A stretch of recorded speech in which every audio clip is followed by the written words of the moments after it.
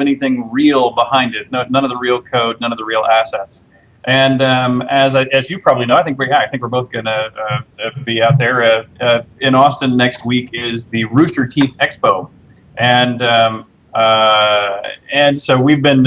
They helped us kick off our Kickstarter, and so we agreed to come to a big demonstration out there with them at Rooster Teeth Expo. So we've been pushing to convert the game from smoke and mirrors to real game and superior graphics, superior visualizations, and make sure we're also beginning to show a little bit of the art that is the real target of where we're going visually with the game. And the team right now is slogging away to put the last few shiny bits of shine on that.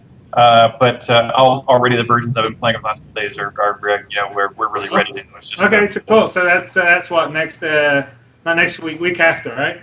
It's the Rooster Teeth, I think, is the 6th or something like that weekend. 6th. So cool. Well, I'll be out there, although I'm not actually doing the Rooster Teeth. So I think there was some discussion about us doing it, but then apparently they're full. We didn't make the cut apparently. Oh. You did. Yeah, they put me in early. No, but no, that's great. So are you going to is that debuting on your site simultaneously, or is there a date for this, or you can't disclose that just yet? 6th. So we actually have some kind of project announcements that are going to go live on the Friday before. I guess that would be the 5th. Then we're going to showcase it on the 6th, and then the following week we're going to do a lot of video capture of the demo we put together and put that up for our player base, so they can begin to see the reality. And I don't know what you guys I don't think are doing this, but for us. One of the other things we're doing that I'm actually thrilled how well it's going is, in addition to crowd funding, we are crowd sourcing a lot of content, and that includes art content. And so there's already a couple of guys, a couple of folks who are submitting art even before we put up our final Bible as to how it has to be generated. And there's one guy who happens to go by the Hairy Man is his handle, and the Hairy Man actually has, a fair number of bits of art in the game, and he's getting paid for it, and the community is getting excited about it, and it's going to save us time and money and staffing issues to community support. No, I think that's actually that's cool. So we haven't done that yet. I mean, we do a lot of interaction with the community, and we bounce design ideas off them, which I think you do as well.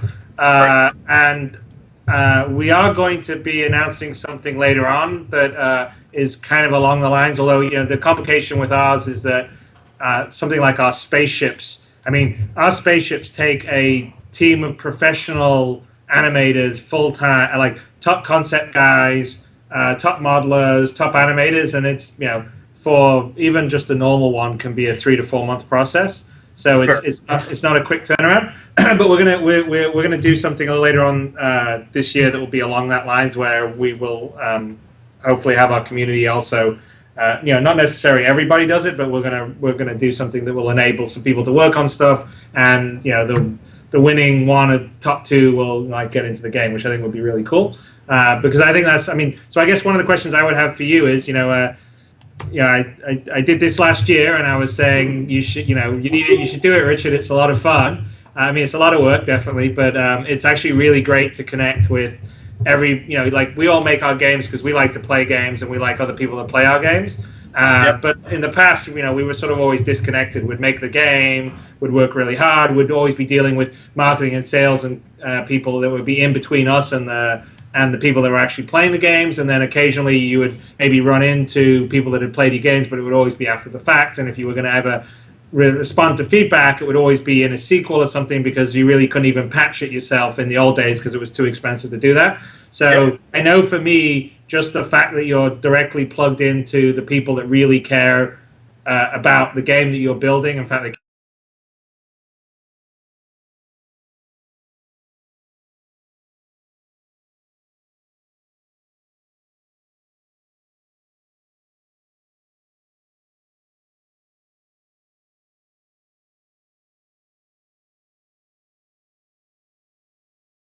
like the wild west out there, and we could kind of make these things up and do it